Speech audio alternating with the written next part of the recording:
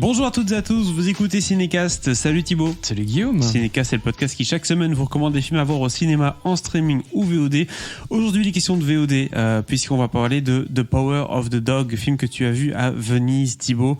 Film de Jane Campion, et il faut déjà le dire, c'est pas tous les jours qu'on voit un film de Jane Campion au cinéma. Ah bah, le dernier, c'était il y a 12 ans, je crois, 9 ans. Voilà. Ouais, quelque chose comme ça. Et puis ces films les plus connus, La leçon de piano et tout, c'est les années 90, ça Oui, date, oui. ça date quand même.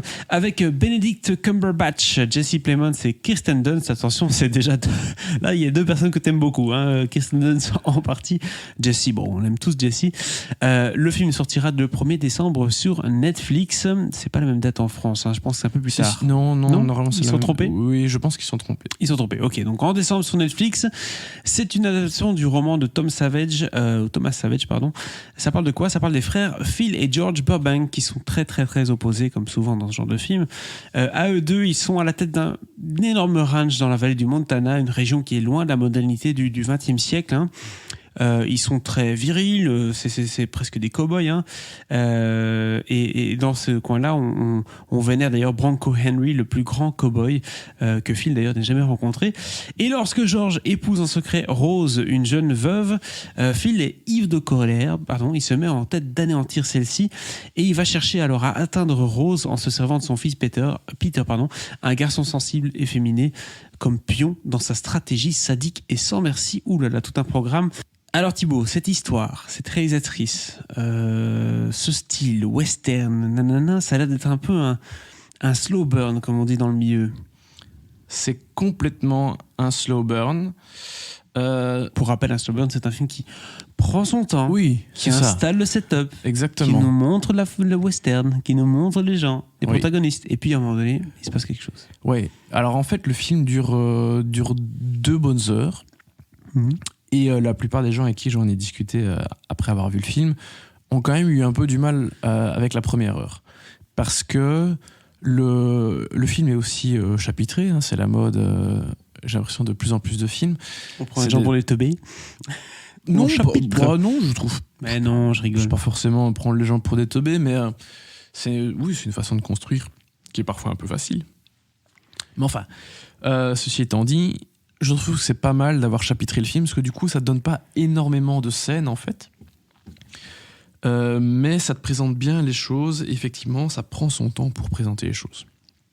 Personnellement, j'ai pas vu le temps passer. Je suis rentré dedans tout de suite. Donc, même la première heure, ça est passé comme une lettre à la poste. Et c'est vrai que, voilà, en tant que spectateur, tu sais pas toujours ce vers quoi va le film. Et en vrai, le synopsis en dit déjà beaucoup, ce qui est souvent le cas avec les films Beaucoup trop. Bah ouais, malheureusement. Là, j'ai l'impression qu'il te résume déjà la première heure facilement, quoi. Tu vois. Mais ce qui est intéressant, c'est vraiment de voir l'évolution du film, l'évolution des personnages, les caractères des personnages. Parce que le personnage de Benedict Cumberbatch, c'est vraiment un gros connard.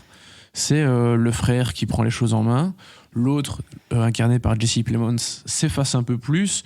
Il est content d'avoir trouvé son épouse. Il s'installe. De vivre sa petite vie pépouse dans le ranch.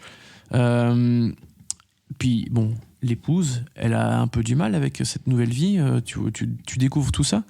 Et puis, il y a le fils, dont le personnage de Benedict Cumberbatch se fout royalement de la gueule au début du film, avant qu'il n'emménage, en fait. Et donc, forcément, il n'est pas enchanté à l'idée d'aller vivre avec, tu vois. Ouais. Donc voilà, le début du film, c'est vraiment la présentation de ces personnages. Et puis la deuxième heure, en fait, elle part dans autre chose. Enfin, d'autre chose, non. C'est l'aboutissement, mais tu commences un peu à voir ce vers quoi se dirige le film. Ouais. Et t'es là, ah ouais, ok, je comprends. Ah ouais, c'est vraiment pas mal. Et puis, ah ouais, c'est super bien. Vraiment, D'accord. à la fin, j'étais, waouh, ok. C'était vraiment un grand film.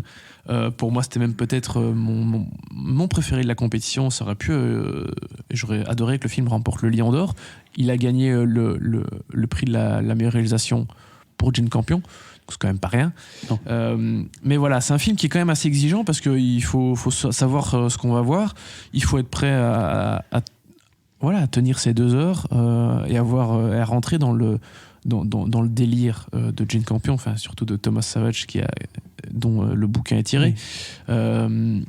Mais voilà, c'est pas un film, c'est pas un western facile comme t'irais voir un Sergio Leone, un Corbucci, ou enfin, il y a encore. Va Les t'en voir Corbucci à sont pas Sergio- spécialement faciles, mais voilà. va t'en voir à Sergio Leone aujourd'hui au cinéma.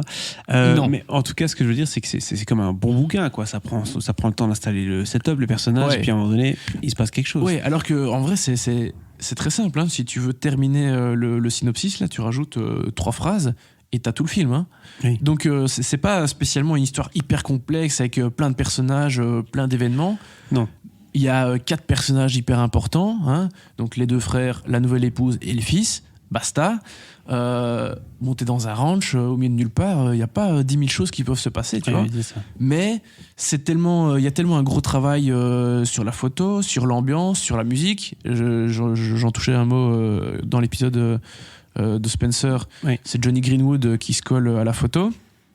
Musique. À la musique, pardon. Voilà, Si Johnny Greenwood se colle à la m'embrouille. photo. Non, bah, quoique, peut-être qu'il a Peut-être ce est bon. talent-là aussi. Oui. Johnny Greenwood, qui est donc le guitariste de Radiohead, qui est un excellent compositeur de musique de film. Tous les films de Thomas Anderson notamment, enfin bref. Il a fait des petites merveilles. Et ce qu'il fait ici, c'est génial. C'est vraiment très prenant et tu rentres à fond dans le truc. Bref, gros travail sur l'ambiance, sur la direction artistique, sur la mise en scène. Parce que il faut, si tu rentres vraiment dans ce film de cette façon, c'est aussi et surtout grâce au talent de Jane Campion, quoi. Parce qu'il faut savoir filmer des scènes, savoir filmer des dialogues, placer les personnages pour rendre tout ça intéressant et digeste.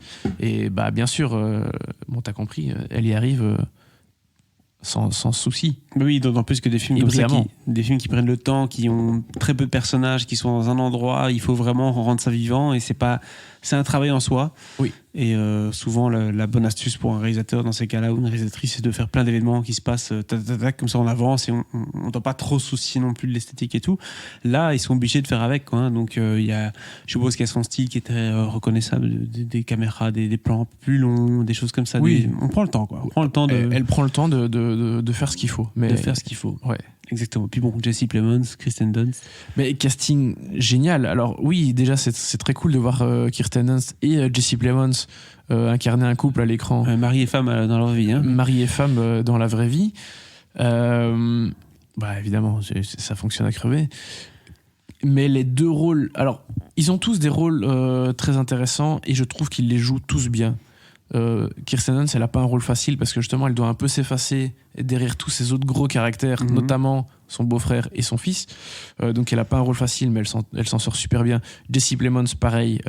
Mais bon, ceux qui connaissent Jesse Plemons seront absolument pas surpris. Vous prenez toute la filmo de Jesse Plemons, vous tapez dedans, en général vous n'êtes pas déçu. Ouais, il est génial, c'est un comédien que j'adore. Et quand je le vois ici, je peux déjà dire qu'il sera génial dans le Scorsese, parce que je suis en train de lire le bouquin et je vois le rôle qu'il a, franchement ça va être génial. Oui. Mais les 2 rôles vraiment que j'ai envie de soulever, de relever, ce sont ceux de Benedict Cumberbatch et de Cody Smith-McPhee.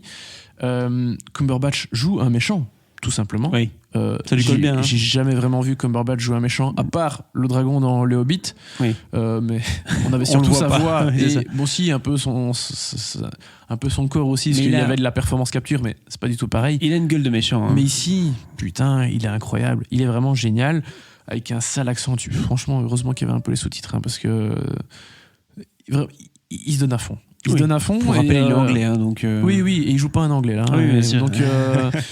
Donc ouais, il est vraiment à fond dans le truc et c'est un méchant terrifiant. Vraiment, t'as pas envie de passer 15 minutes avec ce type, quoi. D'accord. Vraiment pas. Et Cody Smith-McPhee, qui est hyper, il est malingre, quoi. Il est maigrichon à crever. Il est assez grand et donc il doit faire ce type tout frêle qui est il est terrifié par Oui, le personnage bien de sûr. Cumberbatch, évidemment. Et bref, je peux pas en dire plus parce que voilà, mais il est sensationnel aussi. Vraiment, grosse performance de tous. Bref, c'était génial, j'ai adoré. Bah écoute, le slow burn par excellence, le beau casting, la belle musique, bref, tout est parfait dans ce film-là. Combien d'étoiles du coup, Thibaut? 4 et plus aussi, hein, 4 et parce que plus. vraiment, Un jour, tu donneras un 5 c'est peut-être. c'est une grosse semaine. Et bon, malheureusement, je fais partie de ces privilégiés qui ont pu voir le film au cinéma. Quoique en Belgique, je pense que ça devrait sortir en salle. J'ai 0 nouvelle, hein, donc là, je m'avance peut-être beaucoup, mais on sait que Netflix a tendance à sortir ses films au cinéma chez nous, en tout cas certains. Donc peut-être aurez-vous cette chance également, et si c'est le cas, si ça sort bien en salle, allez le voir en salle. N'hésitez Parce pas. que vraiment, c'est magnifique et ce serait dommage de le voir sur sa télé. Amis français, malheureusement, ce sera comme ça, mais ça vaut la peine quand même. Exactement, ça vaut la peine. Si vous avez un projecteur chez vous, faites péter le projecteur, pas le smartphone. Tout à Merci fait. bien. Voilà du coup qui conclut cet épisode consacré à The Power of the Dog de Jane Campion. N'hésitez pas à partager votre avis sur ce film dans les commentaires dès que vous l'avez vu et si c'est pas déjà fait, à vous abonner au podcast sur la plateforme de votre choix. À très bientôt pour de nouvelles recommandations.